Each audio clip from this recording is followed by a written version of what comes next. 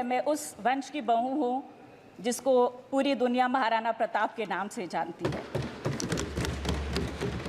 चाटुकार और डरे हुए इतिहासकारों ने भले ही महाराणा प्रताप के युद्ध की कहानी को गलत ढंग से लिख करके उन्होंने अकबर की वीरता की गाथा गाई हो, लेकिन यह तय है कि जब तक हिंदू सनातनी रहेगा, जब तक इस देश में हिंदू धर्म रहेगा, जब तक इस देश में राष्ट्रवादी भावनाएं जागृत रहेंगी, वे इसे गलत मानती रहेंगी और हमेशा महाराणा प्रताप का नाम आदर्श से लेंगी, क्योंकि महाराणा प्रताप ने ऐसी वीरता का परिचय दिया जो इतिहास में और कहीं देखने को नहीं मिलता है।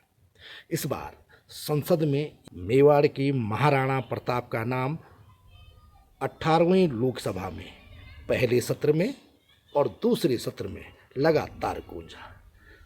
उसकी वजह है राजसमंद से जीत करके आई भाजपा की सांसद महिमा कुमारी।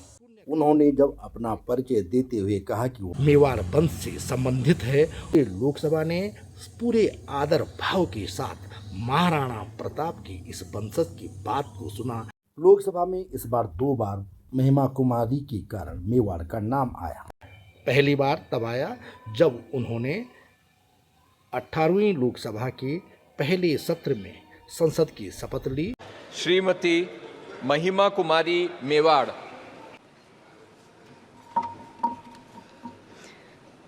मैं महिमा कुमारी मेवाड़, जो लोकसभा की सदस्य निर्वाचित हुई हूँ, ईश्वर की शपथ लेती हूँ कि मैं विधि द्वारा स्थापित भारत के संविधान के प्रति सच्ची श्रद्धा और निष्ठा रखूँगी। मैं भारत की प्रभुता और अखंडता अक्षुण्ण रखूँगी तथा जिस पद को मैं ग्रहण करने वाली हूँ उसके कर्तव्यों का श्रद्धापूर्वक निर्वहन करूँ।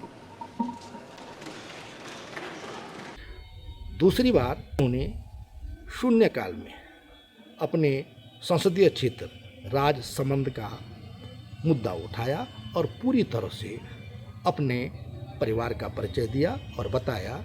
श्रीमती महिमा कुमारी मेवाड़, जो मेरा राजसमंद परिवार है, मैं उसको बहुत बहुत धन्यवाद देना चाहूँगी कि उन्होंने मुझे सिर्फ जिताया नहीं है बल्कि राजस्थान की सबसे बड़ी जीत देकर यहाँ पे भेजा है। तो मैंने जैसे उनको बोला था कि मैं उनकी आवाज़ केंद्र में बनूंगी, तो मैं उनको आपके माध्यम से बोलना चाहती हूँ कि जो भी उनका काम होगा मैं पूरी तरह मन लगा के करूँगी।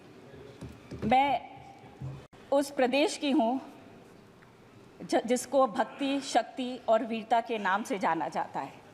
मैं उस देश की हूँ जहाँ पर जिसको मीराबाई, रानी पद्मिनी, रानी हाडी और पन्नाधाई से जाना पहचाना जाता है और ये मेरा गर्व है। मैं उस वंश की बहू हूँ जिसको पूरी दुनिया महाराणा प्रताप के नाम से जानती है। हमारे पुरखों ने कभी भी, चाहे जाति हो, चाहे वर्ग हो, चाहे धर्म हो, उसके हिसाब से नहीं बांटा है। सबको एक साथ लेकर चले हैं और इस वीर भूमि के लिए सबने एक बराबर बलिदान दिया है। हमारा जो इतिहास है वो 14 वर्ष पुराना इतिहास है। 1400 वर्षों के लिए, बहुत अच्छा मीना जी, 1400 वर्षों के लिए से ये लड़ाई लड़ी है। इतना आप खुद समझ लीजिए ना।